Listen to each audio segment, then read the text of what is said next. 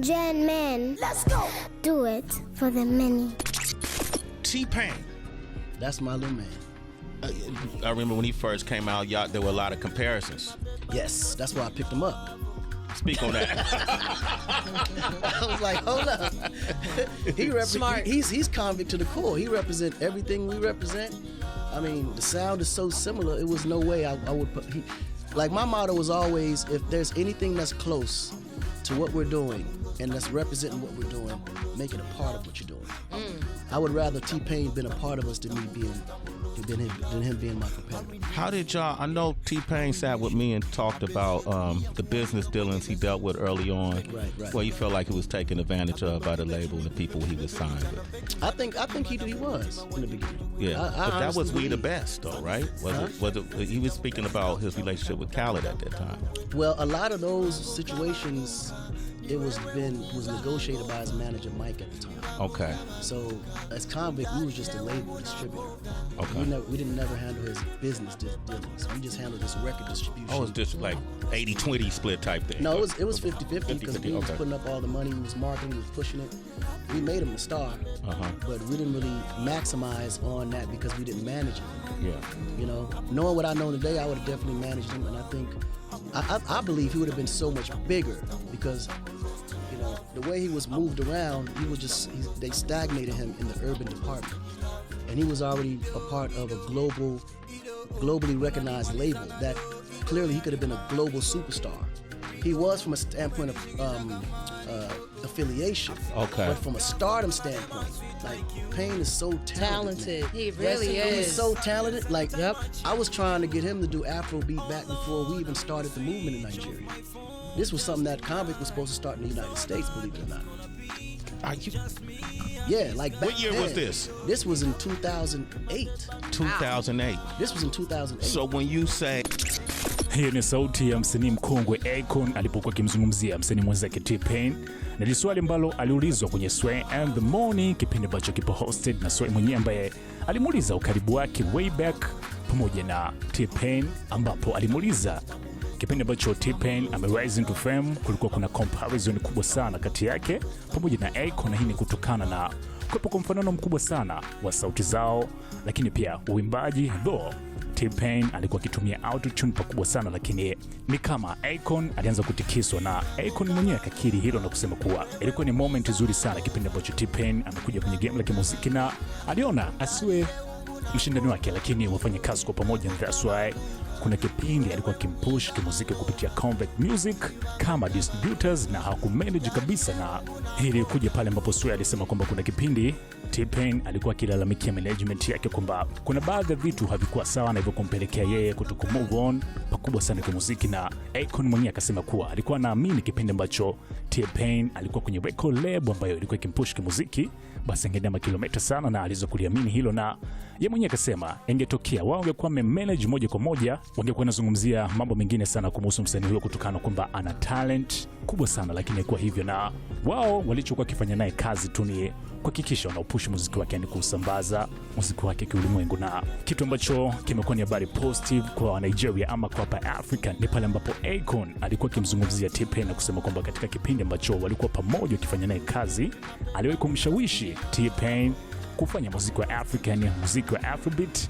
Na Sway akamuuliza katika kipindi hicho ilikuwa ni mwaka gani, akasema ni kipindi ambacho alikuwa ameanza movement ya kupusha muziki wa Afrobeat mwaka 2008. So hicho ndicho ambacho hapo AKON alikuwa kikizungumzia. Sasa kwenye maendelezo hii conversation kwenye Sway and the Morning, kipindi ambacho AKON alikuwa akizungumzia mafanikio ya Convict album ambayo imetimiza miaka 15 tangu kutoka kwake, lakini pia story mbalimbali ambazo alikuwa akizungumzia kama muziki wa Afrika, masuala ya kibiashara na kadhalika. Sway akamuuliza, unapozungumzia Afrobeat, muziki kutokea Afrika, unamzungumzia Wizkid kutokana kuwa ameupaisha pakubwa sana, na hapo AKON akamjibu Sway kwa kusema kuwa Wizkid ni kama sura ya muziki wa Afrobeat, licha kuwa huo ni muziki ambao kwa sasa umekuwa ukizingatiwa sana umekuwa ukizingatiwa zaidi kwa Marekani kwa sasa, ni miaka hivi karibuni, lakini ni muziki ambao umekuwa ukifanya vizuri sana tangu muda. Na yeye mwenyewe akasema alimfahamu Wizkid mwaka 2010 kipindi ambacho alikuwa yuko sign chini ya EME ya Bank W way back. Alikuwa na umri mdogo sana, though hapa alimkadiria kwa kusema kuwa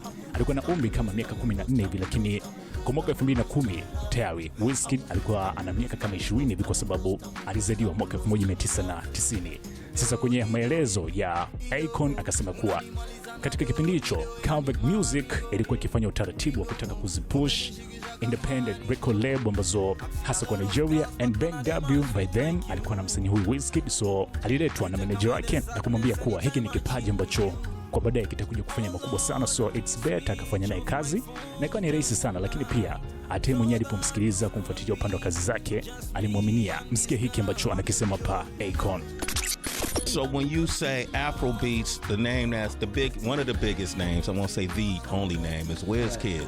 Wizkid is probably the poster child to Afrobeat. So that's the biggest name. Yeah, we knew he was going to be that when we discovered him.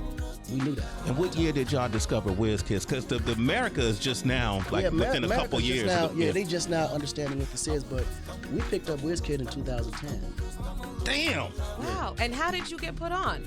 What was the first time you were introduced to Wizkid? In Nigeria, actually.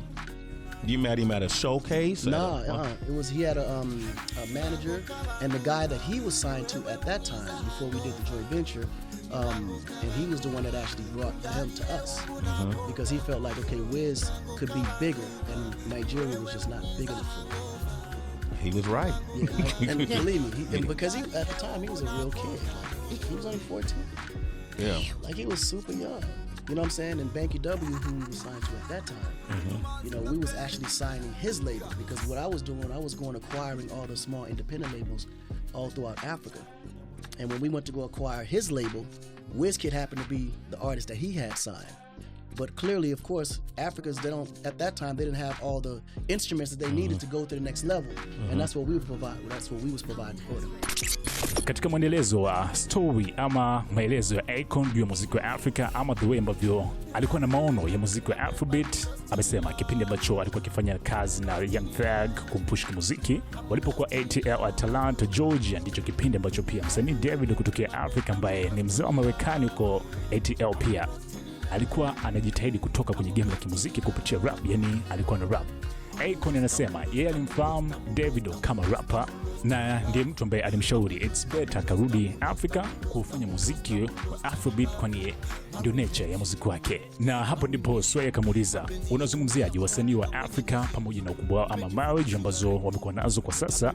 Akaanza kwanza na msanii Burna Boy na kusema kuwa ni msanii ambaye ni mnyama, yani anaua. Muziki ambao anaufanya ni test ya Nigeria pamoja na Ghana, na amekuwa na penetration kubwa sana kiulimwengu kwa sasa, kusold out arenas, lakini muziki wake kupokelewa kwa ukubwa zaidi, na ni msanii ambaye ana nguvu kwa sasa kutokea Afrika. Akamzungumzia msanii Wizkid kama msanii ambaye amezaliwa kuwa superstar, yani kwamba yeye ni star to in nature, amezaliwa kwa hivyo anaweza katoa kazi moja ambayo hii akaitaja kwamba hii ni kazi itakayofanya vizuri kwa mwaka mzima, na ikawa hivyo. Lakini akarudi pia upande wa Davido na kusema kwamba huyu ni msanii ambaye alikuwa term kama underdog, lakini ni mpambanaji. Tangu kipindi kile alikuwa akihakikisha anafanya kazi kwa bidii ili kukaa kwenye rank ya juu, na kwani katika kile kipindi kila msanii alikuwa anahitaji kuwa kama Wizkid, and that's why ukitazama hata kwenye discography utafahamu kuwa Davido ndiye msanii kutokea Afrika ambaye ana nyimbo nyingi ambazo alikuwa akijitahidi kuzitoa kuhakikisha kwamba ana remaster soko la kimuziki, na imekuwa hivyo. So anadhani ama anamrank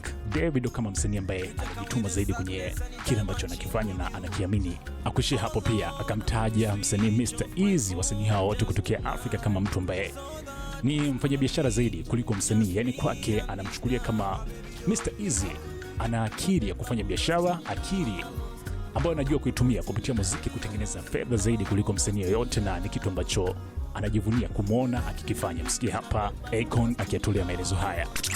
I love that. You happy about these stories being told? Man, I'm super happy about that. Yeah. But what was even interesting was around that time we was pushing the Doug record, Davido was in Atlanta trying to be a rapper. Really? Davido was in Atlanta? Davido, who's one of the biggest Afrobeat artists of the day, was in Atlanta trying to rap. Wow. That's big. You don't take it back home to Africa and do that music. That's what we need to be doing. Go to Africa. So who are some of the artists now that you say salute to coming out of Africa and that Afro beats movement and otherwise? Man, I'm loving how Burna Boy is moving. Mm-hmm. Burna is killing it. Yeah. And it's interesting because he's being moved around by a guy named Kirk Harding. Mm-hmm. Kirk Harding used to be the head of International for Convict when I was at Sunset. Wow. He literally gave Burna AKON blueprint to break him. Wow. Burna is one of the most beast. Selling out the garden. He's killing it. Like he's killing it because he's coming with the swag of Nigeria and Ghana. Like he's representing it on the level that it needs to be represented on. Wizkid is just a superstar. Yeah. Like he's a superstar. He's one of those guys that put out one record a year, and that record lasts the whole year. Like he's like one of those. He just is born star without a doubt. Davido is like the hardest working artist because he was the underdog back then. Everybody wanted to be a Wizkid. Everybody praised Wizkid. So Davido was like the one, like he was the underdog. But what he had support was he had a wealthy family. Mm-hmm. So he was able to come every week with a new song, new video. He just kept coming. Like his discography when it comes to songs, you go on Davido, he got more songs on there than any Afrobeat artist out. But he beat you with quantity versus quality. So he had his method. Like everybody had their method of how they kind of. Mr. Easy. Yeah. Oh, Mr. Easy is another one. That's another brilliant one. Yeah. He's brilliant. He's super smart. He's more of a businessman to me than an artist. But he understood how music was a vehicle to get to the money. Sway kwenye mwendelezo wa maswali yake kuhusu AKON na muziki wa Afrika akamuuliza kuna muziki ama wasanii kutokea South Africa ama soko lao limekuwa kama halizingatiwi zaidi. Kwa mfano kuna wasanii ambao wanafanya vizuri sana kama rapper Nasty C, aka Casper Novest na wengine, lakini anahisi kama mileage yao sio kubwa sana. Hapo ndipo AKON akasema kuwa ni ngumu sana kufanya comparison kati ya muziki wa kile ambacho anakifanya wa Nigeria pamoja na South Africa. Ni kama kutaka kuchanganya muziki wa country na R&B. Ni maadhi mawili ya kimuziki ambayo hawezi kuingiliana kabisa, na anasema kipindi ambacho alikuwa akifanya kazi na Wizkid alitaka kumtengenezea tofauti sana, and that's why alikuwa akimtafutia watayarishaji wa kimuziki wa South Africa kufanya naye kazi, kwa sababu tayari alikuwa na sound kama Nigeria na lugha ambayo alikuwa anaitumia ni Igbo. So kutengeneza fusion na producers wa South Africa ilikuwa ni rahisi kidogo kuja na kitu cha kitofauti sana. Yani licho kwamba anatokea Nigeria, lakini sound ya muziki ambayo alikuwa anakuja nao ni ya kipekee sana. So haya ni mambo ambayo sasa yameweza kutrend ama kuchukua nafasi sana kwenye vyanzo mbalimbali vya habari, hasa kwa nchini Nigeria, juu ya hadhi ambayo ameipa AKON muziki wa Afrobeat, lakini pia ambavyo amewapaisha wasanii kama Wizkid, vile ambavyo amefanya naye kazi, vile ambavyo anamwona Burna Boy, Davido na hata Mr. Easy. Msikie hapa, hii hapa ni SNS Minigen Man.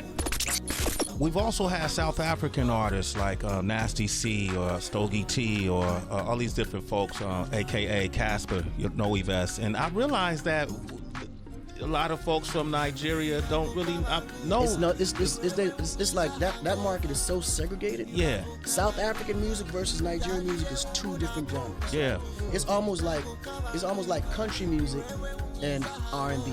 Wow. Really? It's different. It's right? that different. I love this information because I was trying to figure out, like, are you familiar with? I'm educating folks from the continent about artists from the continent. Right. And I realized, okay, there's, 54 countries or what? Oh yeah, it's about 54 countries in Africa. So why would they know necessarily? Like, I don't know every artist in every other country. Right. Yeah. So right? a lot of them, now, but because of the internet, they're all starting to kind of move in. See, that's where Wizkid actually had an